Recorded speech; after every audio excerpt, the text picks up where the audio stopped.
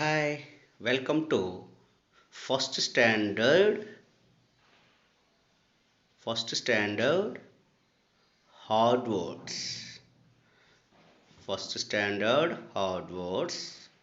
Let's reading one by one. P-I-N-K pink. C-O-L-O-U-R-E-D colored. S-M-O-O-T-H smooth. C-R-I-N-K-L-E-D crinkled. S-T-R-I-P-E-D striped. P-L-A-I-N plain. L-I-F-T-E-D lifted.